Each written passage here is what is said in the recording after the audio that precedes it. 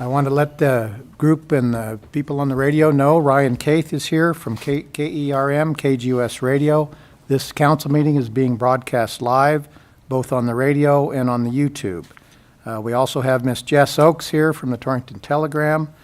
This is Tuesday, April 16th, 2024. This is the 8th council meeting of the year, second council meeting in April. Our first order of business is the Pledge of Allegiance, and I've asked Councilman Wayne Deal to lead us in the pledge. I pledge allegiance to the flag of the United States of America and to the republic for which it stands, one nation under God, indivisible, with liberty and justice for all.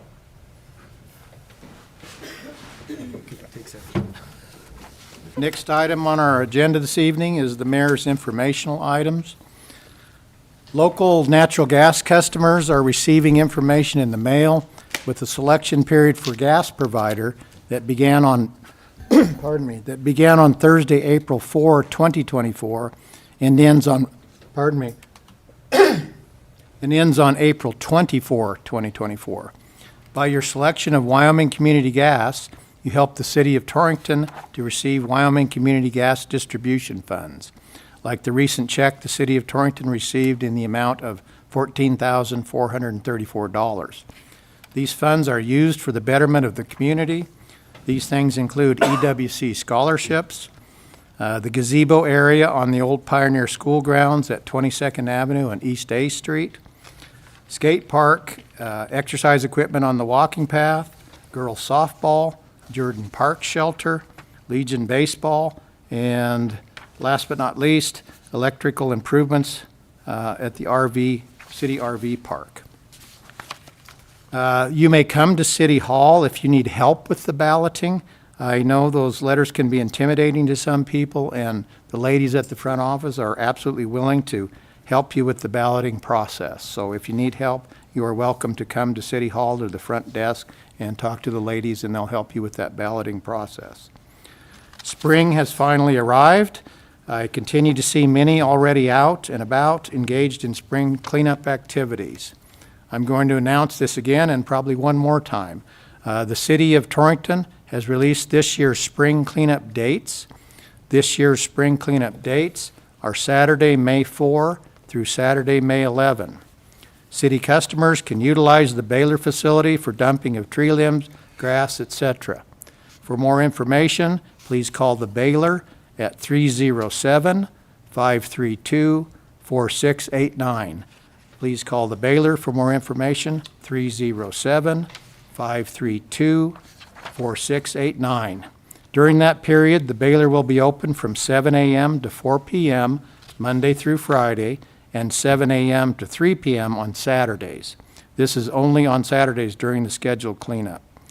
Customers must be able to validate their city accounts with a city bill reflecting a sanitation charge and a valid ID to utilize the dump for free. You are always welcome to use the dump otherwise for a fee.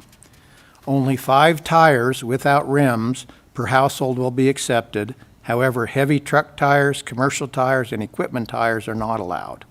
No hazardous chemicals or paints will be accepted, and no appliances containing Freon, such as freezers and refrigerators, must be tagged as Freon-free by a licensed agent.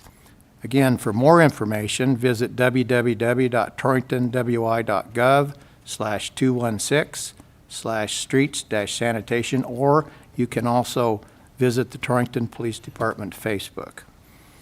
The city sewer lining project started on April 3rd and will continue through the end of April. Instaform, the contractor, will be working on the sewer lines in multiple areas throughout the city. The contractor will be notifying residents prior to work at each segment of the sewer line. And for that segment, they will be asking residents to refrain from using their washing machines, dishwashers, toilets, etc. during the work. Each segment takes approximately 3 to 4 hours from start to finish. Thank you for your cooperation in that endeavor. Please continue to enjoy the beautiful spring weather, our city golf course, the walking path that crosses the city, and the many parks and sports fields owned and maintained by the City of Torrington. As we enjoy this warmer weather, please be extra careful. More and more pedestrians, bicycles, and motorcycles will be out. Please take extra care to watch out for them. And as always, please drive carefully, please slow down, and please refrain from using your cell phones while driving. Thank you. Next item on the agenda is the approval of the consent agenda. Mr. Mayor, I would move to approve the consent agenda. All right, I have a motion from Councilman Victorin to approve the consent agenda. Do I have a second? Second. Second from Councilman Kelly. Any further discussion, gentlemen? Hearing none, all those in favor of approving the consent agenda as presented signify by saying aye. Aye. Any opposed signify by saying nay. Hearing no nays, the consent agenda is approved. Next item on the agenda is the approval of the agenda itself. Mr. Mayor, I would move to approve the agenda. I have a motion from Councilman Councilman Patterson to approve the agenda. Do I have a second? Second. Second from Councilman Deal. Any further discussion? Hearing none, I'll call for a vote. All those in favor of approval of the agenda signify by saying aye. Aye. Any opposed signify by saying nay. Hearing no nays, the agenda is approved. Next item on the agenda is what we refer to as the public forum. I will talk about this because we have listeners on the radio and anybody here who's not a regular attendee. That black box in front of Councilman Victorin is the place where you can put a form. You fill that out just before the meeting, and if you do, we will allow you, for non-agenda items, we will give you a time limit of 2 minutes, and the speaker must sign up before the meeting. This is a time for the council to listen. No action will be taken. We have no takers tonight, but I want to make the public aware that they have that opportunity. Next item on the agenda is an information item, Wyoming Child and Family Development, Developmental Disabilities Local Match Presentation, and I know that we have Heidi Wayland here and Jessica Rohr. So if you ladies would approach. Thank you. And just state your name for the record. Good evening, Mayor, Council. My name is Heidi Wayland. I am the Center Director at the Torrington Learning Center. And I'm Jessica Rohr, and I'm the Center Director at the Lincoln Infant Toddler Center. Welcome, ladies. Thank you so much. On behalf of Wyoming Child and Family Development, we'd like to thank you for allowing us to come tonight and just kind of go over our services that we provide to the community and for your support in the past. We do appreciate all the support you've given us as a council, both financially and as individuals throughout our organization. So we screen children ages 0 to 5 monthly that reside in Goshen County. We do that to determine if children are meeting their developmental milestones. Generally speaking, most children do. Last year we did screen 139 children. And we did have a few that ended up needing services of some sort. Last year, we served 78 children in Goshen County for some sort of disability. When we screen children, we screen everything from hearing to vision to speech, cognitive, and motor. And based on what their results are from their screening, we do further testing with our special educators to determine how we can serve those children either within our facilities. Between our two facilities, we serve almost 100 children and pregnant women, but also throughout the community. We go to all preschools in Goshen County, as well into daycares and families' homes to serve children who may have some needs. We have a great relationship with the school district and with the hospital. We do contract our OT and PT services through them. Otherwise, our speech therapist and our special educators are on staff in our building. It's pretty easy process. Families come in, they're there for about an hour. We suggest that all students get at least one screening before the age of 5. We'd really like to see them have 2. But they come in, they get to play with our teachers and our special educators, and then we meet with the family and go from there. And so we feel like we have a good relationship with those families and build that companionship and trust right away the day they start screening. All of our services are completely free to families. There is no charge at all for families. They're able to come and do this even if they are not enrolled in our program with Early Head Start or Head Start. When we do go into other child cares or their homes, those services are also free to families. So there is no overhead cost for families at all from our programs and our services. And I just want to, there are 2 facilities for Wyoming Child and Family Development in Torrington, right? Yes. That is correct. And go ahead. So I'm at TLC, Torrington Learning Center. I have 1 classroom that's ages 0 to 3 and 3 classrooms that are ages 3 to 5. We also do home-based program where we go into families' homes. And then we also go into WMCI and serve incarcerated pregnant moms.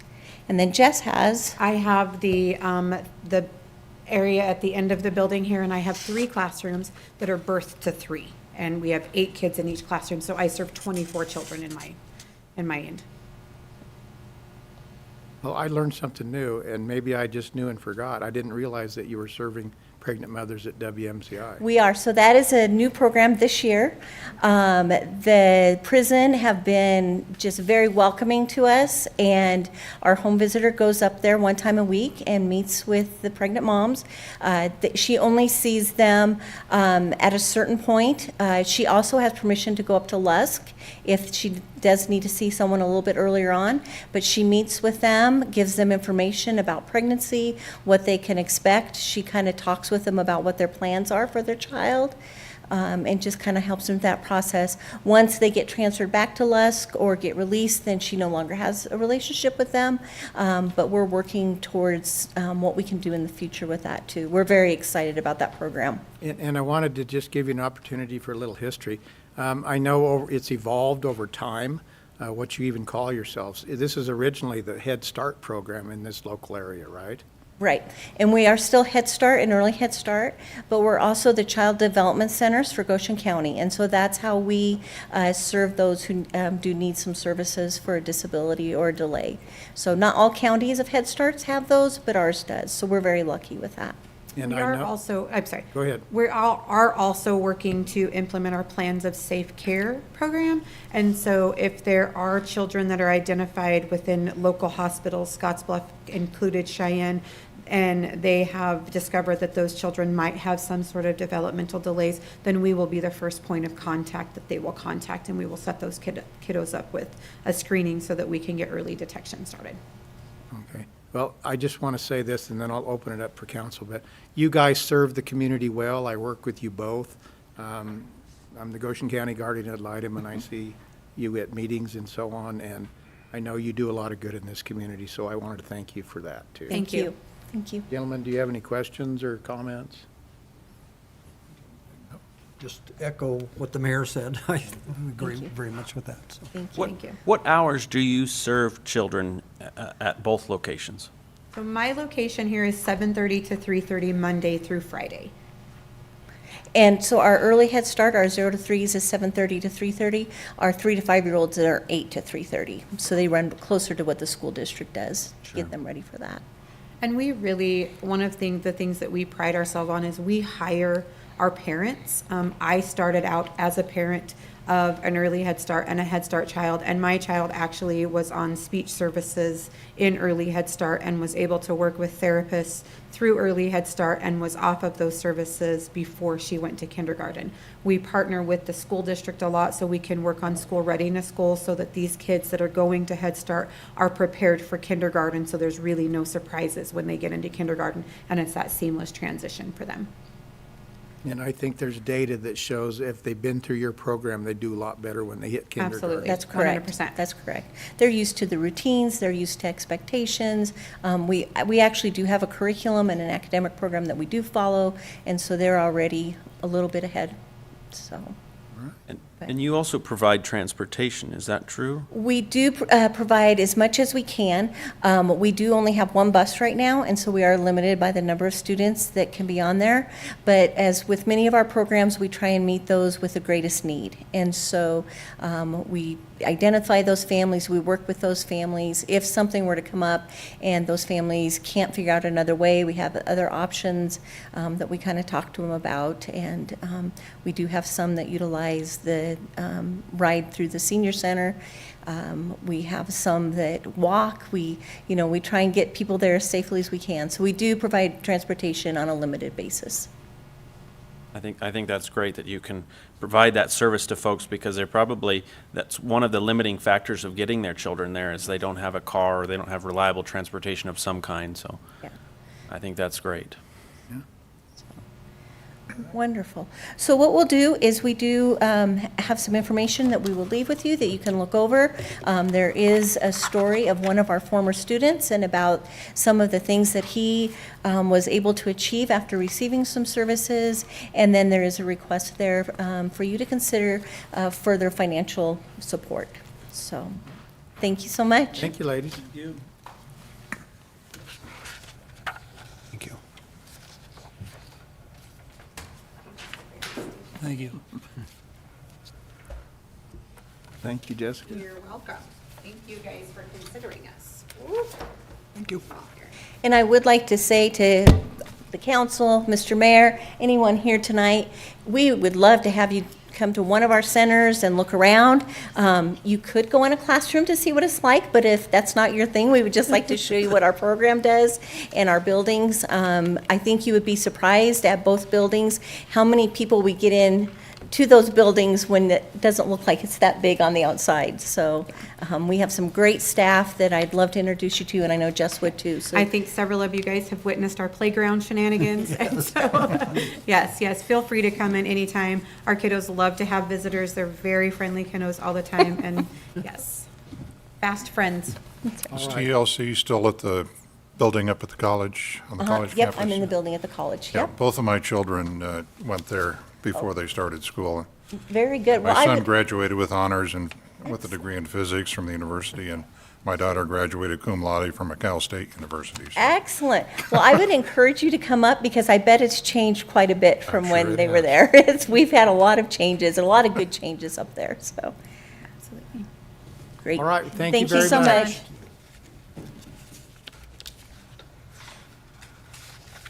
With that, we will move into the action items. First item on the agenda is the proclamation proclaiming April 26th, 24 as Arbor Day. And I will actually read the proclamation, then I'll call on Dennis Estes. But let me just read the proclamation. It's short, and if you'll bear with me. Celebrate Arbor Day. Whereas in 1872, J. Sterling Morton proposed to the Nebraska Board of Agriculture that a special day be set aside for the planting of trees, and whereas this holiday, called Arbor Day, was first observed with the planting of more than 1 million trees in Nebraska, and whereas Arbor Day is now observed throughout the nation and the world, and whereas trees can reduce the erosion of our precious topsoil by wind and water, cut heating and cooling costs, moderate the temperature, clean the air, produce life-giving oxygen, and provide habitat for wildlife. And whereas the trees are a renewable resource giving us paper, wood for our homes, fuel for our fires, and countless other wood products. And whereas trees in our city increase property values, enhance the economic vitality of business areas, and beautify our community. And whereas trees, wherever they are planted, are a source of joy and spiritual renewal. I, therefore, Herb Doby, Mayor of the City of Torrington, do hereby proclaim April 26, 2024 as Arbor Day in the City of Torrington, and I urge all citizens to celebrate Arbor Day and to support efforts to protect our trees and woodlands. And further, I urge all citizens to plant trees to gladden the heart and promote the well-being of this and future generations, dated this 16th day of April, 2024. And with that, I would call on Mr. Estes. Thank you, Mayor. I'd like to invite you, if you have time, on the 30th of April at the sports complex at 1:45. The fourth graders will all be up there. If you want to speak, I'm sure they'd like to listen to you, but they really like to talk to the state forester that shows up or the representative from the forest office. So we're going to be planting some trees up there. You're more than welcome to show up. Anybody from the public's more than welcome. We were presented this year with our 40th year in this program. So there's a lot of people before me that dealt with this program. So this is my first year really dealing with it. So we'll hang that up somewhere. Okay. Thank you. Thank you. Are there any questions for Mr. Estes or for me? I'm curious if anybody happens to know how many trees we've planted in this city with this program. Off the top of my head, I'm going to say 40, but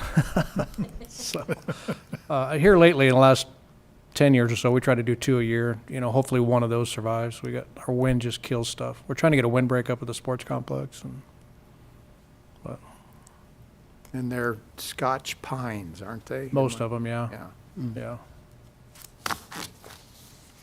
Okay. Well, if no council member has a question or further comment, I would entertain a motion to authorize myself to sign the proclamation declaring April 26, 24 as Arbor Day. Mr. Mayor, I would move to approve the proclamation and authorize your signature. I have a motion from Councilman Victorin to approve the authorization and authorize my signing it. Do I have a second? I'll second that. Second from Councilman Patterson. Any further discussion? Hearing none, all those in favor of approving the proclamation and authorize my signing it as mayor, signify by saying aye. Aye. Any opposed, signify by saying nay. Hearing no nays, it's approved, and I will sign it. Thank you, gentlemen. Next item on the agenda is item number 2, ordinance on third reading relating to special events, permits, and fees. And Mr. Eddington, would you please read the title of that? It's an ordinance amending and reenacting Section 3.04.210 of the Torrington Municipal Code 2024 revisions relating to special event permits and fees. Thank you, sir. And I would call on Chief of Police Matt Johnson. Thank you, Mayor and Council. For your reference on the amended ordinance before you, the revisions for third reading are in the lovely color of green highlighting, and the revisions for second reading that we've already kind of talked about are in the lovely color of yellow to make that a little easier to understand. We got some good feedback and suggestions after second reading, and I think we have those incorporated to everybody's satisfaction. I'll kind of run through them quickly and then be happy to answer any questions that you might have. First, you'll notice that we added, or rather moved, the definition of community or nonprofit event up from, I think that was section 4 to section 1 to include it with definitions, which just makes good sense. We also made a slight change in the wording on that. Related to, I think it was previously community well-being, and we changed that slightly to be community benefit, which is substantially the same, but offers a little more direction in what we're looking for a community or nonprofit event. The other two Romanettes there are consistent with what we had previously. The yellow down there was just a comment that it's Torrington Police Department officers that would intervene should there be a problem or a violation of law. We don't have any changes on the second page. On the third page, we worked to have some clarification related to actual costs that might be incurred by the city to put on a special event. And so we just tried to add some clarity there. Under Romanet 9, the payment for the actual cost of any services provided by the city of Torrington is added to that section as what a total cost of an event may include. And then if you look down under subsection 4, Romanet, let's see, it'd be A to B, we added in a similar clarification for community and nonprofit events.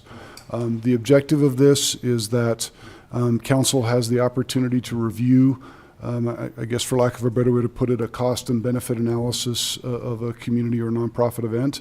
If they feel like that's something that is unduly taxing on the city, that the city can't bear the cost of, they can maintain that nonprofit or community event status while still asking for partnership from the host to help share in those costs and offsets that expense in all or in part from the city of Torrington.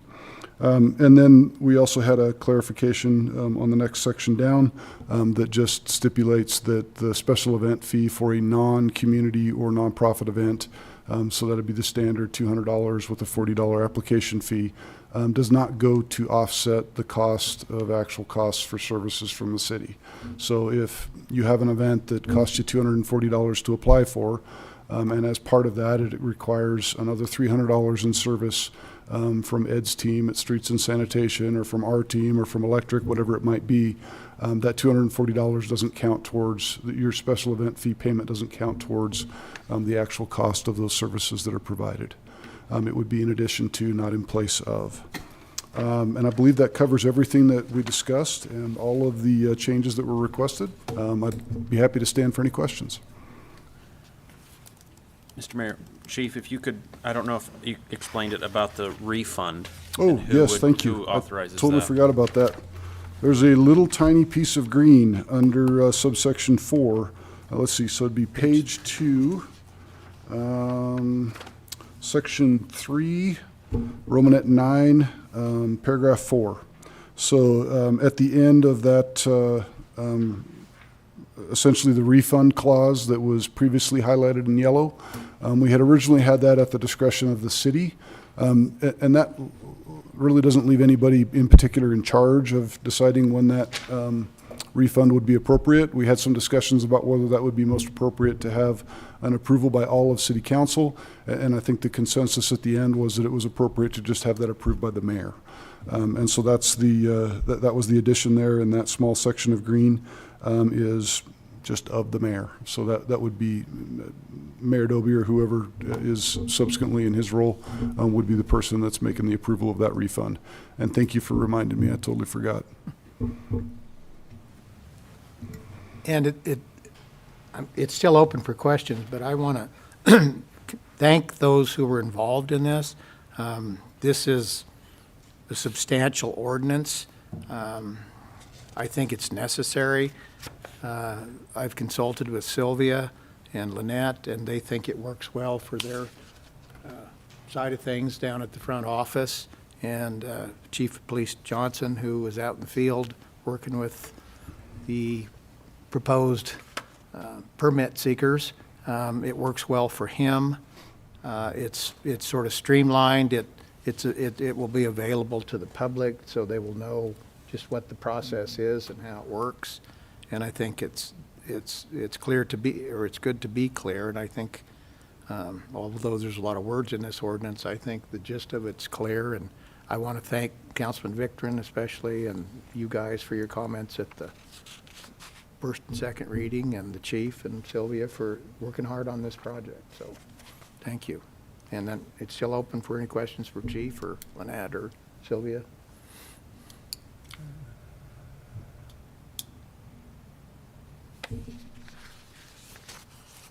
Don't see any further questions. If there are no further questions, I would entertain a motion on item number 2 to approve this ordinance on third reading. Mr. Mayor, I would make a motion to approve the new ordinance on special events permits. Excuse me, I have a motion from Councilman Deal to approve the ordinance on third reading relating to special events, permits, and fees. Do I have a second? Second. Second from Councilman Kelly. Any further discussion? Hearing none, I'll call for a vote. All those in favor of approving the ordinance on third reading relating to special event permits and fees signify by saying aye. Aye. Any opposed signify by saying nay. Hearing no nays, that ordinance is approved on third reading. Thank you. Next item on the agenda is a proposed ordinance on first reading relating to regular meetings, and I'm listed under the agenda as the reference, so I'll start talking, and then I'm going to certainly open it up to. How about the attorney read the Oh, ordinance? thank you. Thank you. Yes.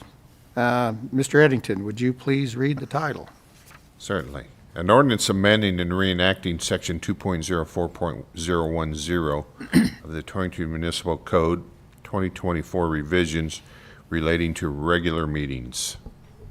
Thank you, Mr. Eddington. And thank you, Councilman Deal, for reminding me that. I appreciate that, I do. So I'll start, and this is going to be a free discussion. I want a free discussion on this. The only thing that's amended, it's allergies, folks, sorry, is the time of meetings. Now, I know Mr. Eddington's worked here for 33 years. Lynette, I think, has worked here for 22 or so. They don't remember it being any different than 7 PM for the meeting times. It was 7:30. Oh, They okay. moved it to 7, So it's been 7 for a long time. long time. Okay, so, okay. 20 years. 20 years, okay. Once was 7:30 and came down to 7. And so I'll just start this discussion, I hope. I look at this and I think of history. This is the year 2024. And several of us up here are old enough to remember the 60s and the 70s and what it was like around here. And what I recall about those days, everybody worked 6 days a week, unless you worked for the government or the school district. There were many more folks on the farms and ranches than there are in this day and age. Employers weren't near as accommodating to employees as they are nowadays, and it was tough to get time off for anything other than a funeral for your loved one or a emergency hospital visit. Things have sort of changed, and I know, and I'm not sure how long, I know the county commissioners meet at 9 in the morning on the first Tuesday and the third Tuesday. We're not asking anybody to consider, business hours. I thought 5:30 was a good hour, and my explanation for that is we have staff that are here on they very long days on the first and third Tuesdays of the month. I know they come at 6:30 or 7 in the morning and spend their lunch here, actually, and work on all the way through till meeting time. And I believe last meeting, we were here till about 9:45, I think. So that makes a heck of a long day for staff. And so, I have staff's interests at heart. I truly do, whether they recognize it at times or not. So that's a reason for wanting to move it earlier than the current 7 o'clock. I know Lynette has talked to Ryan Caith from KERM KGOS, and he has no issue with making it earlier. I haven't actually talked to the Telegram. She appears to be shaking her head that she has no issue with it being moved to an earlier time. So I just sort of wanted to lay that out. Oh, thank you. Somebody provided me with a drink of water. I appreciate that.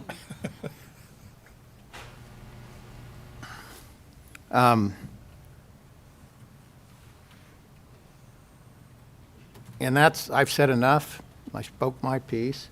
So, Councilman Patterson. Yeah, Mr. Mayor, I know we discussed this in the work session, and I know there were some concerns about conflicts and difficulties with councilmen, and of course that changes over time who the council members are. And also the question came up about, public access to the meeting. I am in favor of this change because I don't see any real advantage. I mean, I'm retired, so I have a lot of flexibility, but I try to be sensitive to people that are not retired, and especially the city employees who are on salary, by the way. While they're here all these hours, the meter isn't running, so to speak, but they're putting in time for the city, and so I try to, I'm very much in support of minimizing some of those hours. I actually had yesterday talked to my brother, and I was surprised that he listens to these meetings online. I had no idea. And I suspect there are probably other people out there that do that too. I've had people say as I'm driving home, I listen, and those kind of things. So I think the public access, I don't know that that's an issue. And even at 5:30, it's after normal working hours. Most businesses are closing down 5:30, so that if someone needs to get here, it would still allow them to do that for the most part. Because it is a city council, most of the folks that are coming here would not be having to cross the county or come in from long distances. They're folks that are here already. So I'm very much in favor of changing this, primarily for the benefit of the staff, but I also think we can meet our obligations to the public by doing so, continue to meet those, so. All right, and it's still open. I'm not shutting anybody down. I've been mayor for 15 months, I think. So I'm here each council meeting. I just don't see members of the public just coming on a regular basis because they're interested in watching us do our work. They're more than welcome to do that. I would encourage that if people want to come. But I just don't see that much happening. If somebody has an item on the agenda that is relevant to them or they're concerned about, then they do show up and they'll speak to it or at least observe the proceedings related to it. So there's that, and I hadn't even thought of what Councilman Patterson brought up, that it's being broadcast live over the radio, and it's also on YouTube, live or later if you want. And I think, I have no idea how many people are listening to us, but I get comments from the public, as Mr. Patterson indicated, that people are listening, or our staff will mention, hey, somebody heard you're talking about community gas, last time and asked me about it. So there is a listenership, and so that's really broad to the public if it's public broadcast live on the radio. And I know Ms. Oakes has been here regularly, or if not her, it's somebody else from the Telegram. So the local paper covers this, all the time. So I just wanted to say that too. And Well, Mr. Mayor, I would speak in favor of it too. I know that one of my concerns, and probably the only concern I had, was would it be a limiting factor for younger people who are working, running for city council? And I think that as we know, our community is very generous with its time. So we have a volunteer fire department, and younger folks are on the fire department on our granted leave time to take care of problems there. And I would think that we have a community that is very good about civic responsibility too, and that would probably be an alleviation of that concern. Maybe I need a speech therapist. Well, I think that the public meeting should be held when the public can attend, and that should mean the county commissioners, college board, school board, city council, and all that. So I don't really see any reason for changing it. I've been on the council for 12 years, and it seems to work fine while I've been here anyway. There's times in some of the work sessions and stuff that members of the council couldn't be there. There's only a couple of times when the members of the council couldn't appear at the regular meetings. But I still think it should be available to the public when the public is there to accept it. So I would be against the change. okay. Yeah, Mr. Mayor, I would similarly echo what Councilman Kelly said. When I decided to get involved in public service, I did look at what could I do in my current situation with my career and my workload, and serving on the city council was the attractive one to me, because the vast majority of our meetings are at 7. Aside from the work sessions and things like that, there are special meetings that are at a different hour. But I saw that it fit my need, but I certainly didn't decide to get into public service because of my need. I got into public service to serve the public.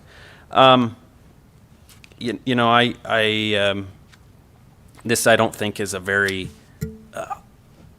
debatable topic. It's not a hot topic, right? It's not something very controversial. But I don't hear it from my constituents that I see daily that this is a primary concern of theirs. We had some data by staff, and it looks like the vast majority of towns and cities, probably these are members of WHAM, publish their time meetings. The vast majority of them are at 7. And so that, along with what Councilman Kelly said, the accessibility for the public, I do realize that the public can access the meeting via the radio. They can't really participate in that regard. They can listen. They know how their government is functioning and what's going on. But I don't think it's a huge necessary change for us. Certainly, if it does change, I will make every effort to be here at those designated times. I think 7 works for our community. It allows the public the greatest opportunity to participate. So, thank you, Mr. Mayor. Thank you, Councilman Kelly and Councilman Victor. I would add one other thing, Mr. Mayor. I do have a suggestion, and this is, I think, is just a matter of an internal policy, but I do know we tend to have our executive sessions after our meeting. And one idea that I did think of before this meeting is probably at least trying it to have an executive session if we need one prior to the meeting, so that staff aren't necessarily bogged down with having to stay late, and that would actually alleviate our time here as well if we had our executive sessions before the regular meeting. And I think state law policy allows for that. Just an idea. Okay, thank you. Any further discussion, gentlemen?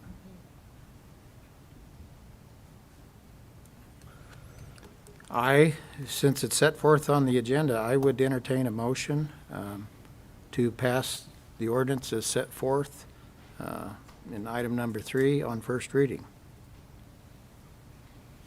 Mr. Mayor, I would move to approve this ordinance on first reading. All right, I have a motion from Councilman Patterson to approve this ordinance on first reading, changing the time of meeting from 7 to 5:30. Do I have a second? Second. Second from Councilman Deal. Do I have any further discussion at this time? Hearing none, I'll call for a vote. All those in favor of approving the ordinance set forth in item 3 on first reading signify by saying aye. Aye. All opposed signify by saying nay. Nay.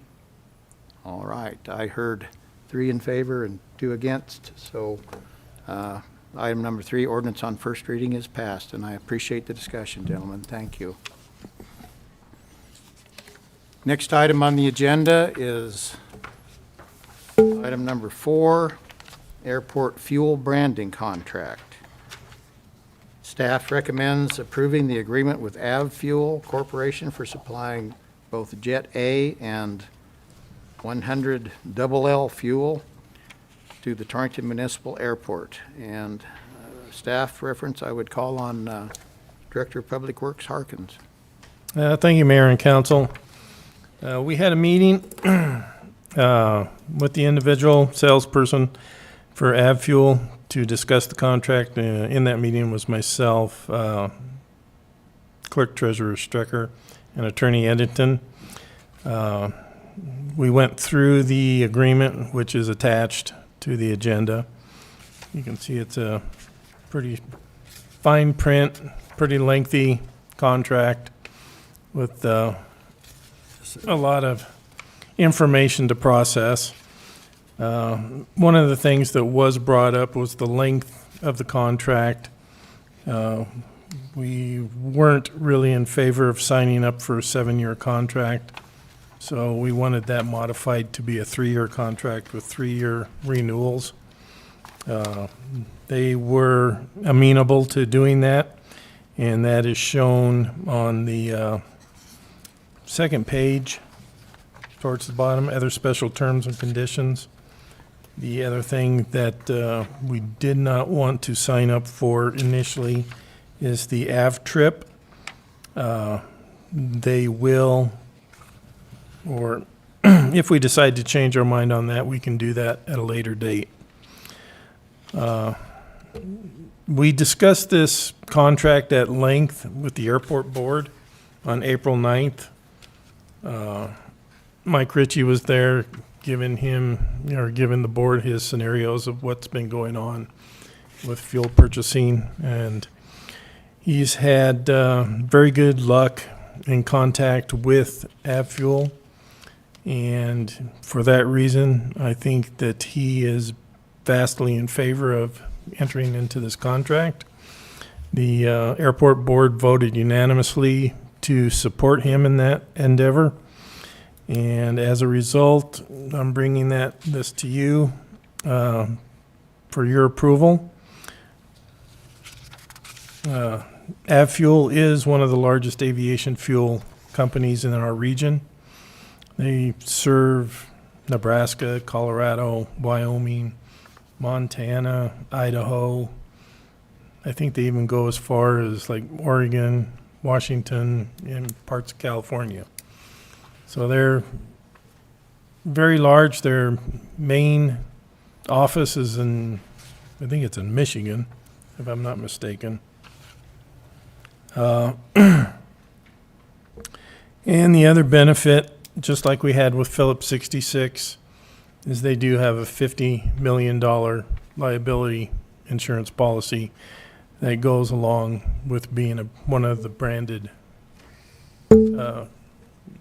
having them as a branded dealer. The only caveat to that is we have to have our own primary liability insurance, which we already do.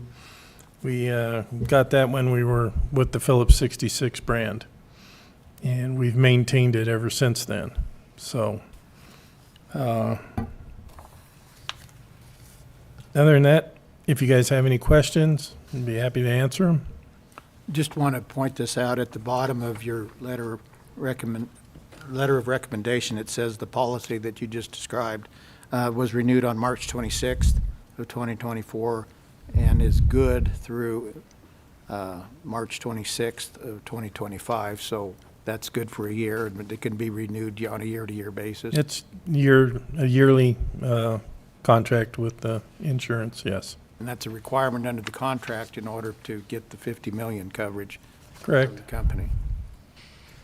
The fuel distributor, I guess, right? Yes. It's also good just for the airport itself, having that insurance up there.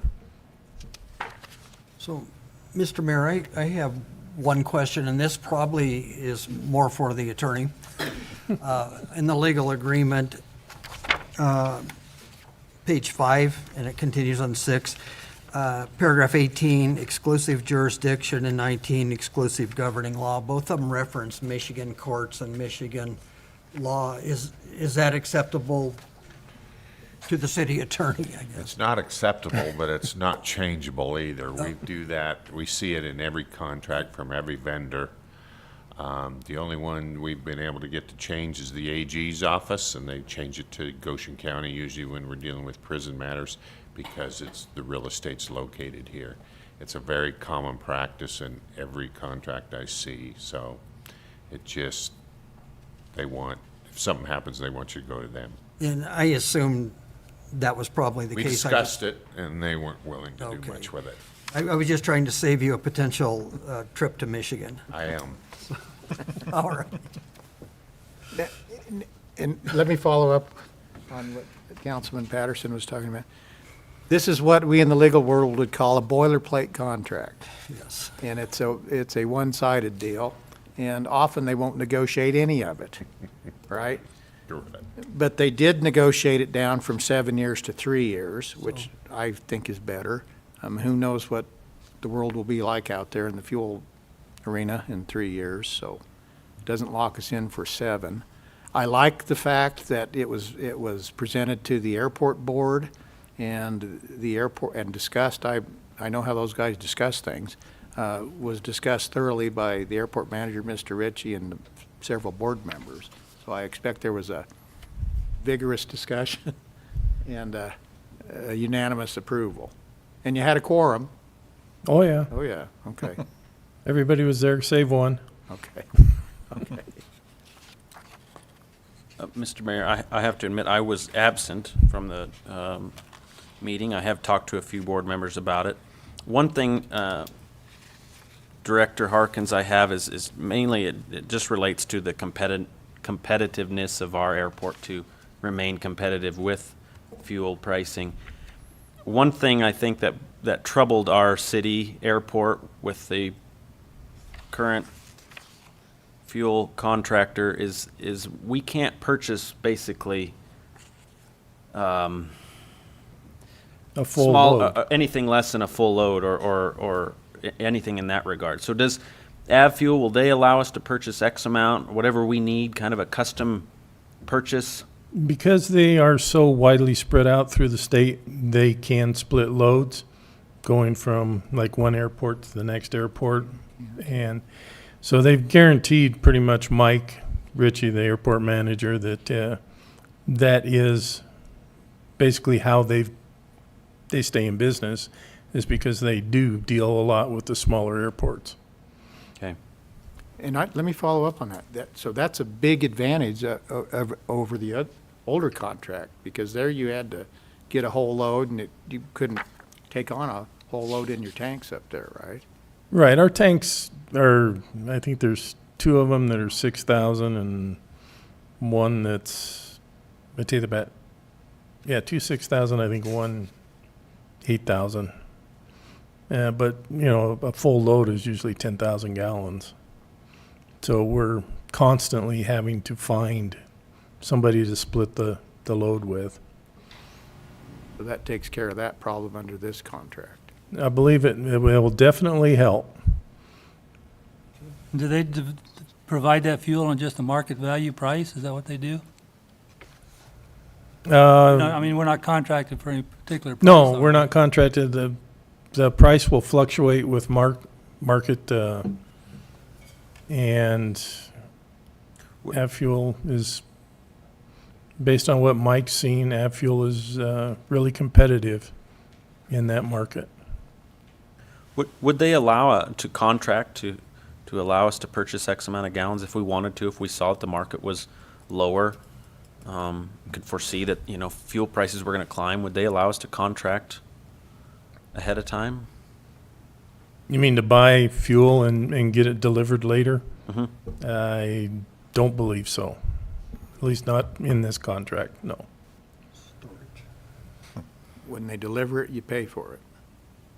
Actually, when you order it, that's the price that is set. Mike was having problems with Phillips 66. He would order it at one price, and when they finally got around to delivering it, they would deliver it at the price that at that time. So he really didn't like that. A lot of times he would be getting fuel that was costing more than what he actually ordered it for. So under this contract, if you order it on a certain day, That's the price you're going price to pay. when it's delivered. Yeah.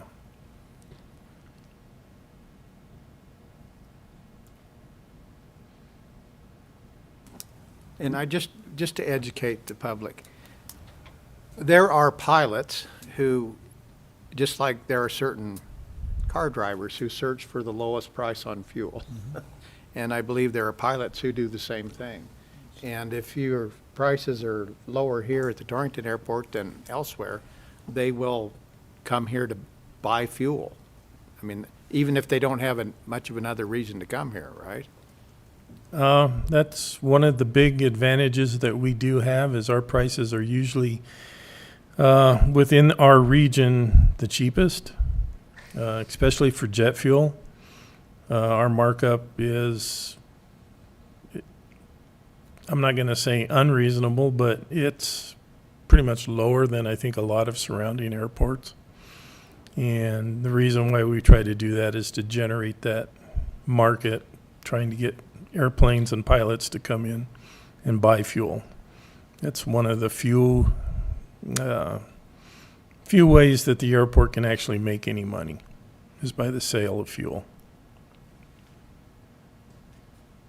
And who knows what you get flying, who you might get coming in here on a jet. I mean, that's never had a reason to come to Torrington, and takes a look around, and it's a huge benefit to all concerned. I mean, I don't have a crystal ball, but there's a possibility there, right? Only when we have an eclipse. During the eclipse, we had some celebrities that flew in, so. Thank you for reminding us of that. Mr. Mayor, I would like to add, just for the council to your edification, Scottsbluff has this same fuel vendor. Cheyenne has this same fuel vendor. I'm not sure about Casper, but I think they were working on Casper. They had Cheyenne, they have I know Jackson. Jackson is a major Is a huge consumer of their, thing for them. And they advertise the price on the internet too, so they have that ad trip, they have people that use that and get points, and so that's something we want to keep an eye on if we have requests for that.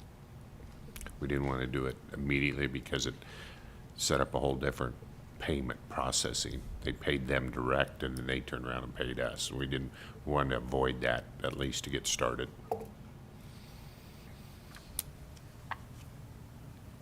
And the 2596 is for the insurance portion? Is that what that's for? that was for the insurance policy, yeah. Almost cheaper than automobile insurance anymore. Well, I depends on just how did good mine of a on driver you are. Didn't mine on 3 cars, it was $2,200. The age of the car, the newer the car, the more it costs to Oh, yeah, insure. oh, yeah.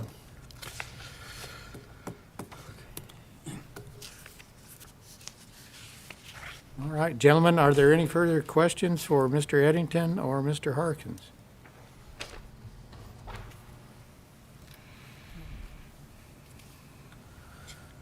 Don't see any. I was just looking go here, ahead, Mr. Mayor. Councilman It looks like Alliance, Sydney, and those others that I listed were also in the network. Like I said, they're a pretty well-known and widely distributed company in the aviation world.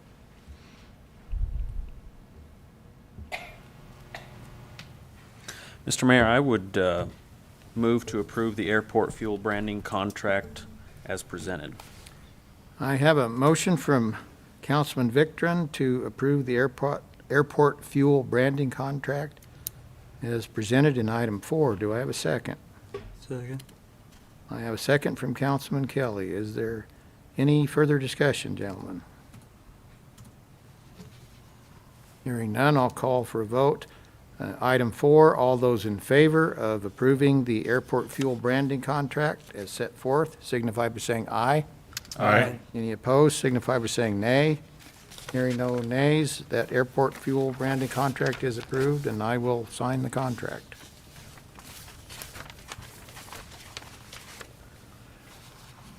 All right. Next item on the agenda is on the second page, item number 5. And I will give a brief discussion to keep myself on track and hopefully answer any questions that you guys may have, and although you're welcome to ask questions. Item number 5, if the council will recall, item 5 contains a subparagraph A, a subparagraph B, and a subparagraph C. Now, council, it was moved, seconded, and approved at our council meeting on March 19th, 2024, to table those items that are set out in item number 5, if council recalls that.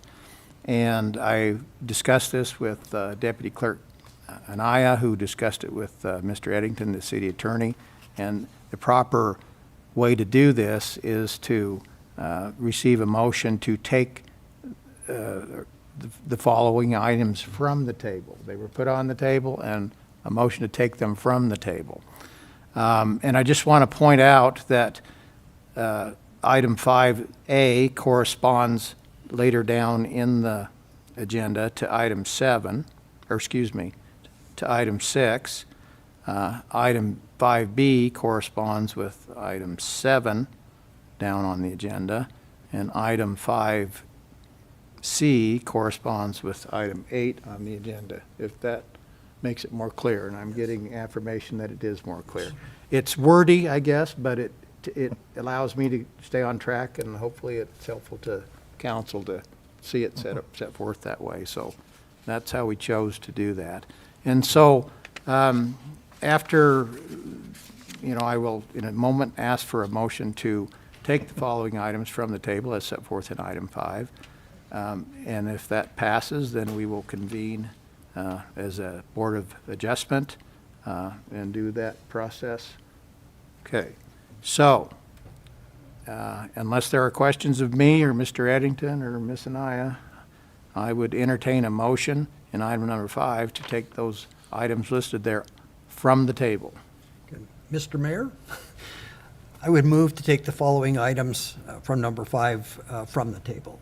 All right, I have a motion from Councilman Patterson in item number 5 on the agenda to take those 3 items there from the table. Do I have a second? Second? Second from Councilman Deal. Any further discussion, gentlemen? Hearing none. All those in favor of, in item 5 of taking those items from the table signify by saying aye. Aye. Any opposed signify by saying nay. Hearing no nays, they are taken from the table. Motion passes. Thank you, gentlemen. So council will now leave regular session and convene as a Board of Adjustment. And the first item there, I'll call on Mr. Estes. Item A there, petition for annexation. May we have the annexation report, Mr. Estes? Thank you, Mayor and Council. As you remember, like the mayor said, it came up before you back in early March. And what we have here is a petition for annexation from Green Eagle Communications. They're requesting an annexation of 5.74 acre parcel of land located in the following location. In that legal description, I can show you on the map here on the wall again to remind you. We're talking about this 500 by 500 square foot, or 500 foot by 500 foot parcel of land here, right west of the college and right south of the hospital. What you'll see here is a tower there and a tower there. Green Eagle Communications wishes to take this entire property, split it down the middle, and annex it. We have had no public comment from this, and it's been going on. It's been advertised in the paper now 4 times. We have legally, I have verbally spoken to all the people that live around it, and I have sent communications by certified mail and received confirmation of those 3 properties, and I think we're ready to go with the annexation. Again, I've had no comments from the public. And I believe on that council meeting on March 19th, you indicated you had a little bit of concern about proper and adequate notice as required, and you wanted to make sure those certified letters were sent. Correct, Mayor. Even though I spoke to each one of those individually, I did send them certified letter just to feel better, and down the road when somebody goes to look at this, it's all correct. All right. And I have a question for Mr. Eddington. So, and Mr. Estes. So this annexation came before the Planning Commission, or it was noticed for meeting, right? Scheduled for meeting. Scheduled for meeting. They did not have a quorum, and so we would always treat that as an approval. As you recall, they are an advisory committee, and I think it is not in anyone's best interest, not the petitioner to annex nor the cities, to keep repeating and republishing to try to get a quorum for the Planning Commission. And this governing body makes the final decision, so we would urge you to go ahead and make that decision tonight. All right. And thank you, Mr. Eddington. And Mr. Estes. Regarding the annexation report, does any member of council have a question for either Mr. Eddington or Mr. Estes? I have one question. If you extended College Drive to the west, is that roadway there included in that part that you're annexing here? Councilman Kelly, on the plat, we did visit with the folks on this property. They did give up this land for an 80-foot right-of-way in here, down to the end of that 500-foot. So that is on the new plat. Okay. Good question, Councilman Kelly. You beat me to it. Not that it'll ever get done, but.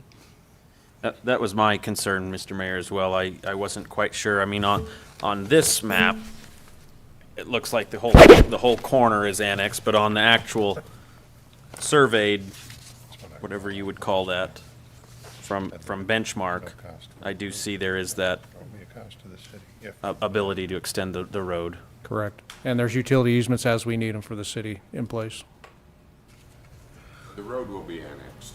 It'll all be annexed, so that's why there's a little confusion. It is annexed, but it's also set forth as a Public right-of-way. public right-of-way and utilities.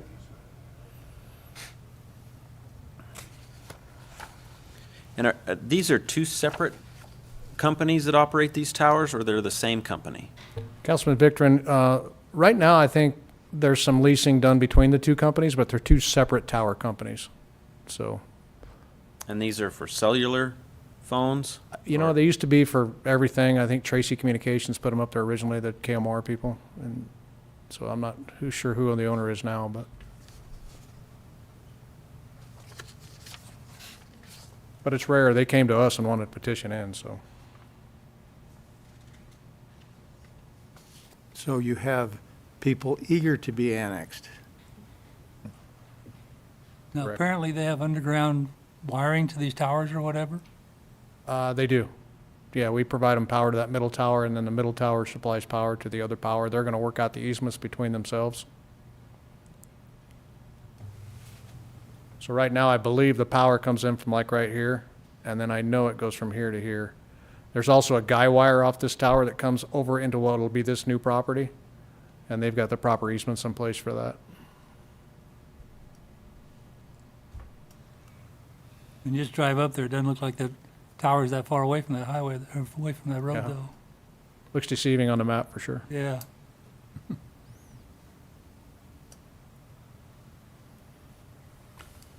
All right, if there are further questions for Mr. Dennis or Mr. Estes or Mr. Eddington, I will sure allow council to ask them. If they're not, I will move beyond the annexation report, and thank you, Mr. Estes and Mr. Eddington, and open this public hearing up and take any public comments first for this petition for annexation. Do I have anybody out there that wants to speak for it? I see none. Or is there anybody out there who wants to speak against it? I see none. All right. People had the opportunity, so I will now close the public hearing. So the public hearing on this petition for annexation is closed. And we will go into that bullet point entitled council vote. And I would entertain a motion to approve for annexation, or the petition for annexation set forth in item 6. This is simply a motion to accept the petition. And approve and accept the annexation report also, please. Okay? So I would make the motion to accept the petition for annexation and approve the discussion. Annexation report. And annexation report, yes. All right, if I can repeat that. I have a motion from Councilman Deal to approve the annexation report and to accept the petition for annexation. Do I have a second for that motion? I'll second. Second from Councilman Patterson. Is there any further discussion, gentlemen? Hearing none, I'll call for a vote. All those in favor of the motion to approve the annexation report and approve the petition for annexation set forth in item 6, signify by saying aye. Aye. Any opposed, signify by saying nay. Hearing no nays, that petition for annexation and the annexation report is approved. Council will now return to regular session. We are at item number 7, ordinance on first reading, annexing the wireless addition. And Mr. Eddington, would you please read the title? An ordinance annexing within the corporate limits of the city of Torrington, Wyoming, and real property to be known as the wireless addition. Thank you, Mr. Eddington. And I'll call on Mr. Estes. Again, unless there's any further questions, it's the same property. This is just annexing by ordinance. First of 3 readings. Gentlemen, any questions for Mr. Estes? Mr. Mayor, I would move to approve annexing the wireless addition. I have a motion from Councilman Patterson Under item 7, to approve the ordinance on first reading, annexing the wireless addition. Do I have a second? Second. Second from Councilman Victor. Any further discussion? I have one question. Go ahead. Should this petition list the legal description of the property rather than just wireless addition? I believe it's attached as an exhibit, I didn't see one in my and there's a packet. plat Yeah. with it legal also. There's a legal description on the ordinance of annexation. Should be this one. Councilman Kelly, in the bottom of the plat, you'll see the wireless addition, and legal is under that. And it should say- Oh, okay. Okay, I'm looking at the wrong sheet. Sorry about that. Okay, Is your question answered? it's answered. Okay.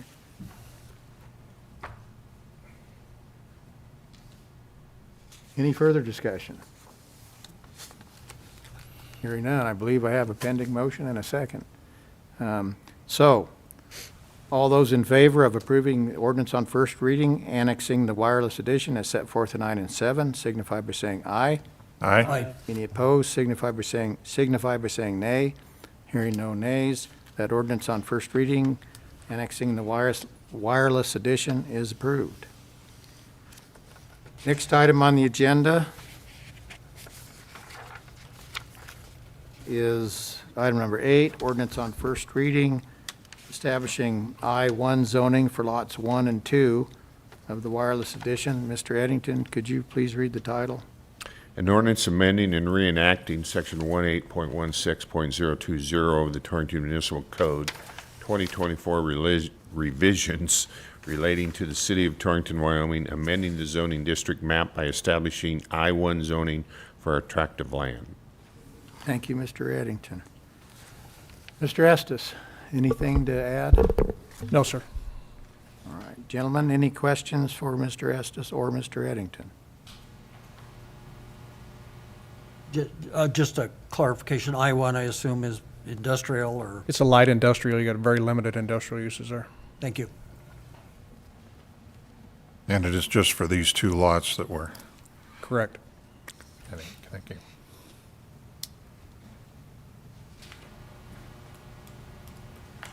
All right, certainly, any further questions for Mr. Eddington or Mr. Estes?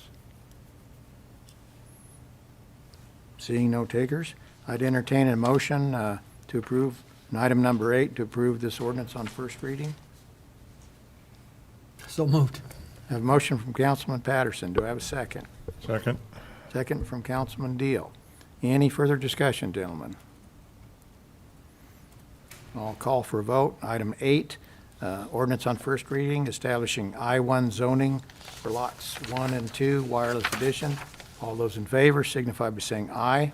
Aye. Any opposed signify by saying nay. Hearing no nays, that ordinance on item 8 is approved on first reading. Thank you. Thank you, sir. Next item on the agenda is item number 9, approval of the bills from April 3, 24 to April 16, 24. And I would call on Mrs. Strecker.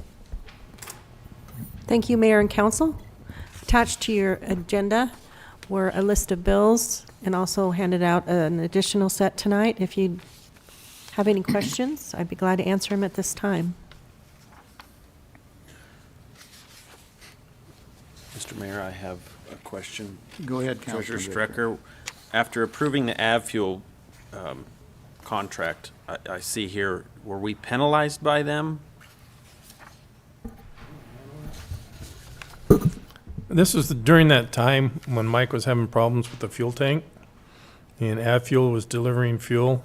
And because of the situation with the tank, I think if you remember, they were trying to put the fuel into the tank and it was coming up through the vent.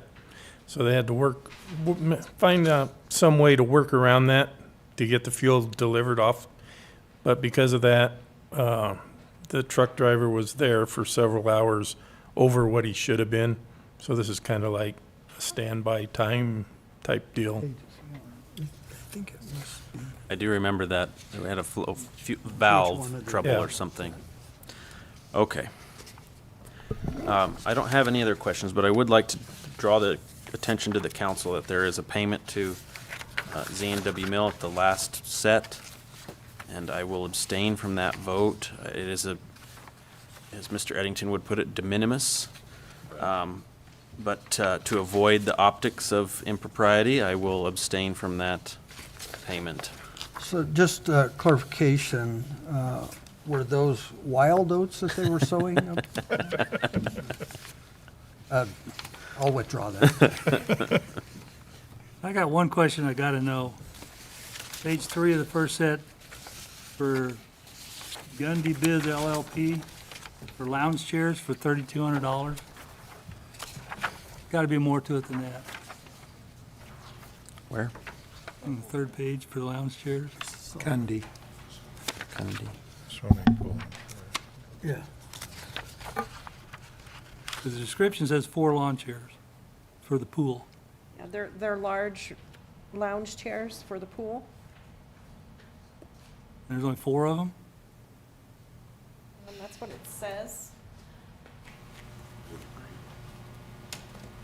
These are more commercial grade type lawn chairs.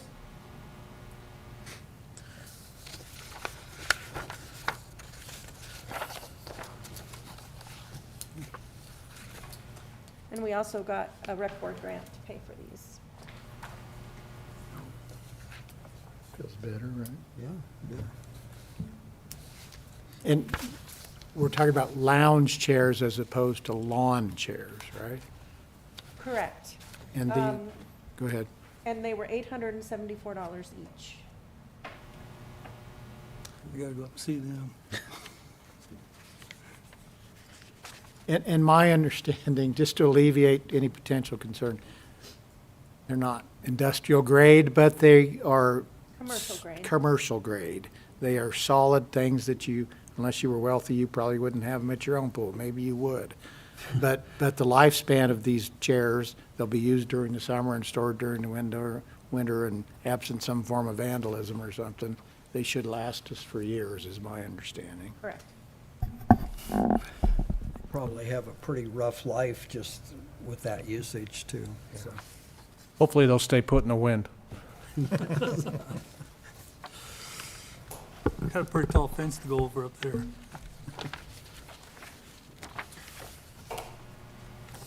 And Mr. Eddington, I'm not ending discussion. If, gentlemen, if you have further questions for Mrs. Strecker or whomever else, please feel free. Given Councilman Victor's concern about abstaining from Z&W Mill, which is set forth on the last page of the latest handout, that motion should be worded in a certain way, or, I frankly, I don't know. I don't know if I don't remember how we did this before. I think we took 2 separate votes. You We could need do to pull it, it out of the bill you could list. vote on everything except that, Okay. and then come back and approve that bill. So we pull it out and vote on all of it, and then have a second vote on just that. Yeah. I think when I first got on the council, I did business with the city through my shop, and I think they just, such a small amount, it didn't make any difference, and they didn't do anything with it. Correct. Mr. Victor has taken a more conservative approach than that. So, I just wish to avoid the cornering in the grocery store about why I paid myself. so just to do this quick and easy and to clean this up, I would move that we would approve the payment to Z&W Mill. And Mr. Victor can abstain from that vote. So I have a motion to approve the payment to Z&W Mill as set forth. Do I have a second? Second. Second from Councilman Kelly. Any further discussion? Hearing none. All those in favor of approving the payment to Z&W Mill as set forth, signify by saying aye. Aye. Any opposed, signify by saying nay. Hearing no nays, that payment to Z&W Mill is approved. That being said, no objection to the rest of the bills, I'll make a motion to pay them as presented. All right.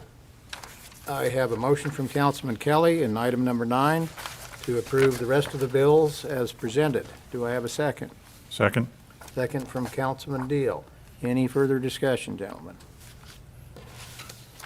Hearing none. All those in favor of approval of the bills as set forth in item 9, as this motion deals with, signify by saying aye. Aye. Any opposed, signify by saying nay. Hearing no nays, those bills in item 9 are approved. Thank you, gentlemen, and thank you for that elegant way to do that. Expeditious. Next item on the agenda is public comment, and eeny, meeny, miny, mo, I'll call on Chief Johnson first.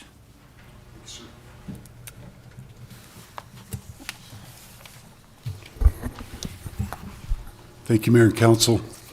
I just wanted to take a minute to chat with you about our communications team. This week is National Public Safety Telecommunicators Week, Dispatch Week for those of us who have been around a couple of years.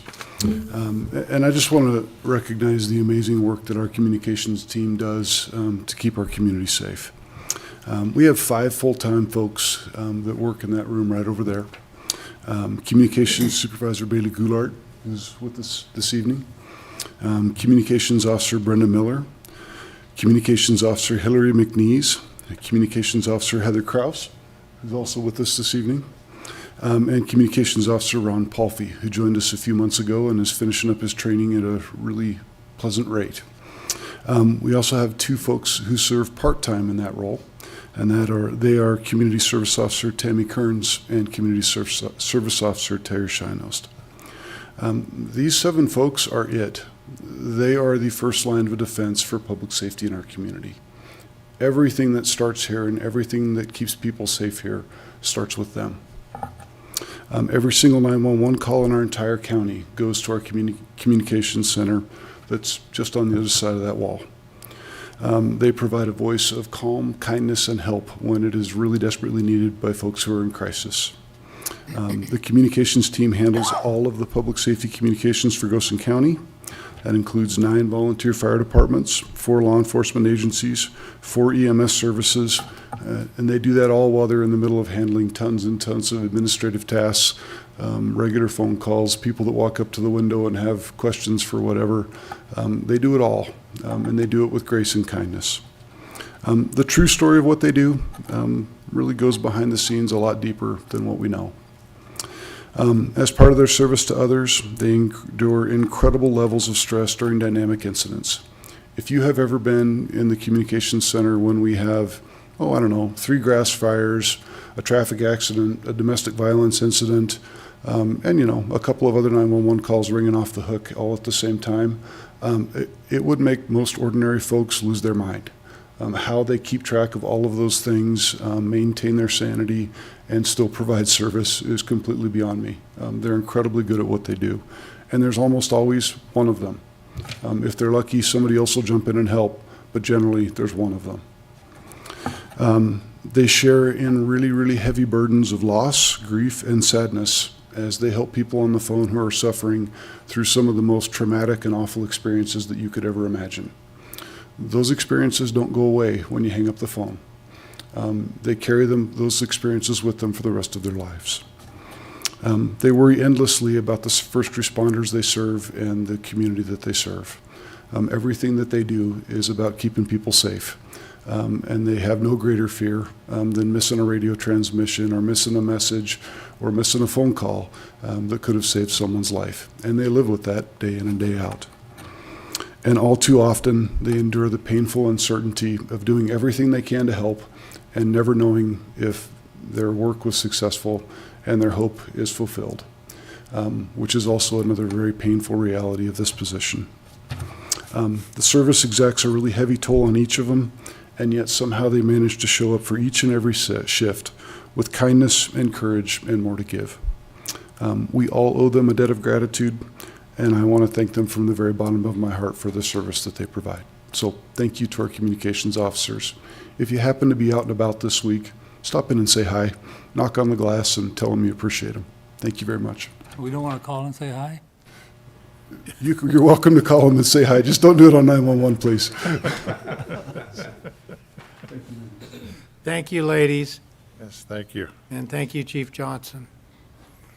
You know, it's amazing when you read the reports, how many calls come in, how many calls are handled a year. And it's amazing how do you get that many done, especially in the larger cities where they have thousands of calls a year. You know, we're running 10, 12 calls a day or an hour. It's amazing they get that much done. Yeah. Like to just echo, having worked in law enforcement way back in the day, years ago when I was in the Laramie Police Department, I had my hand injured in a bar fight. I was on duty. It wasn't an off-duty thing. And as a result of that, I was placed on light duty, and so I worked with dispatch for several weeks, and it was life-changing, and you just have no idea what these folks do. So we appreciate you. Mr. Mayor, I wonder if we could show our appreciation to the couple that were able to be here with us with a round of applause. Yes, we will stand and do that.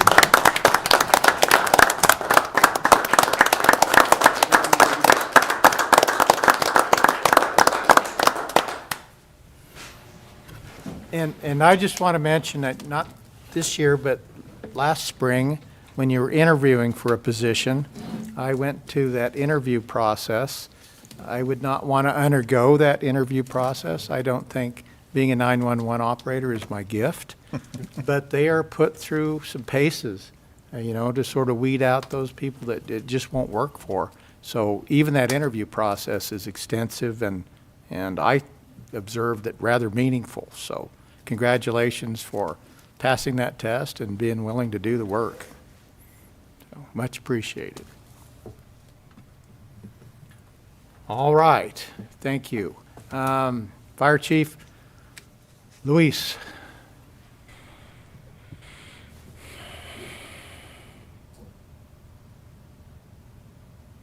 And I believe this is your first time as full-fledged chief to give us a report. Yeah, thank you, Mayor and Council. I'll start with saying I should have went before Chief Johnson. It's going to be tough. Competitive. It's going to be tough to come after that one, but yeah, we've been a little bit busy. We've had about 4 grass calls, I think, in the last couple of weeks since the last council meeting. We were dispatched to 1 motor vehicle accident and a carbon monoxide call that turned out to be the furnace, I believe, was going out, and thankfully they had their carbon monoxide detectors and they were in working order because I think it was up to 104 parts per million in the basement. And 1 investigation of odor. The homeowner thought she smelled natural gas in her house, and we weren't able to find anything or a leaking meter, but that's what we've been up to as far as calls. And of course, we have other obligations and getting trucks ready for grass season. It's coming up fast, and we had a couple of those nice days. Not so much now, but we're getting to that season where the fuels are there, and we've got to be ready to get those fires out. Well, thank you, and thank you for your service and the ladies and gentlemen that served with you. Are you having anybody going to training in the near future? We do. We have a couple of guys going to Cody Fire School first weekend in May. One that he's just got off his probationary year, and actually our current training officer, he'll be going to get some more education so that he can make our trainings interesting and make sure that everybody is willing to participate and stay active. So, yep, we got a couple of those, but so far that's all we have. And as far as the formal training, we'll have next week we'll have our, I think it's next week, we'll have our formal training meeting night and do a little bit more on getting ready for grass season. Gentlemen, any questions for the fire chief? There was one last thing. May have slipped my mind.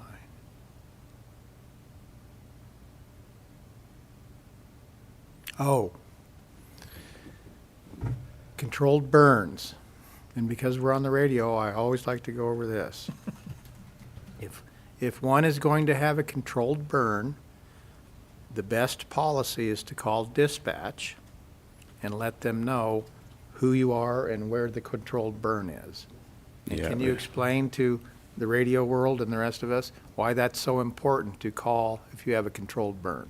Well, it makes sure that we're not getting dispatched to something that they don't want put out, and I'm sure it makes the dispatcher's life a lot easier when they're not having to get about 3 or 4 different calls on something that they knew that was going on. And yeah, it's definitely important that you make sure that you notify when you start and when you finish, so that when those calls do come in, they can handle them efficiently and fast. So. And as you were saying that, I saw the ladies in the back nodding in agreement with that, so. And I see the chief getting nervous and should remind people too, don't call the 911 number, call the non-emergency number. Or controlled burns, that's a good point, Councilman Deal. Yeah, and Mr. Mayor, I'm glad that you continue to stress that, because it's probably peak control burn season right now, especially in agriculture with irrigation ditches and so forth, getting ready for those seasons. So it's very important to call the non-emergency number and alert the dispatch staff of your intent to burn. Yes. Yeah, that's right. Yeah. And to call when you're done. Yeah. Yes, good point. 532-7001. Don't call Pizza Hut. Which is 7007, by the way. All right. Thank you, Chief. Thank Any you. further questions, gentlemen? Nope. I have a question for Dennis. Go ahead.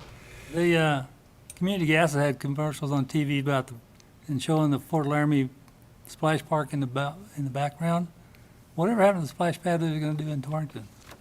It's still in the works. We're working on it, trying to find funding. Is it still? Yeah. So it's still out there, for sure. The big problem with that is the water, where it's going to be wasted to or recycled, or, yeah. That's the big issue with those splash pads. I just wondered, because about a year ago they come up with that, wasn't it? Correct. Yeah. We're still working on it slowly, but Okay, trying to find funding mainly. cool. Mayor, I got 2 things if I could. Yes, sir. One is, like I said in the staff meeting, and I posted on Facebook, that we are seeing a lot of dog waste in our sports fields, in our walking paths, in the parks. And I'd just like to ask folks just to, pick it up or try to report it. We have the text.gov app. Yeah. And the bags are almost every one. They're pretty readily available. We got 3 more that the Rotary bought that we're going to put up, the containers. And if you happen to see one that's full, just take the bag and take it to the alley and throw it in a dumpster for us. We're very limited staff, and especially when those mowers hit that stuff, the dog park's one of the worst we're getting reported on. And we're just not going to pick that up off the ground. Our staff's not going to do that in the dog park. Well, really anywhere. We shouldn't have to do that anywhere. And that is a major concern, and the city does everything it can within the money we have to spend and the personnel we have to make it convenient to pick up the dog waste. As Councilman Deal just indicated, they have the little green bags that are free. Correct. And a container that, once the little green bag is full, you can deposit it. And as you say, if that happens to be full, a dumpster is just fine. Right, just pick it up, and if there's no bags in there, just text.gov or call City Hall, and we'll get it replaced, and we'll get it fixed in there. The second item I have is the planters downtown. I've taken care of those planters for years. I try to squeeze businesses downtown to take care of them, or any organization that want to take care of some. We have some that aren't taken care of. So we try to get them cleaned out for the first of the year, and then, like Pinnacle Bank, for example, takes care of theirs. But we have some corners that we could use some sponsors for. If you want to do that, you get a hold of me at City Hall, and they'll contact me, and I can direct you in that fashion. Let me repeat that. if you are willing to take care of one of the planters downtown Or along the mini parks. or along the mini parks, give Mr. Dennis Estes a call at, it's certainly 532-5666, and you will be able to get in touch with him and let him know. That's a volunteer service that would be so greatly appreciated. Correct. All right, anything else? No. Gentlemen, any public comment? Just a reminder that municipal elections are coming up, and people should be aware of their civic responsibility and engage in that. That's right. Now, you're gonna have to tell them not until November, though. Filing is next month. Filing is, time. Filing Yes. next month, and I'm not sure what the deadline is, May, 27th, isn't it? and then election in November. Primaries Well, primaries in Oh, August. excuse me, that's right, okay. Time flies, right? All right, good The civic older you announcement. Tempus fugits. Pardon? Tempus fugits. Okay. I know the Tempest. All right, any further comments or questions, gentlemen? Ladies?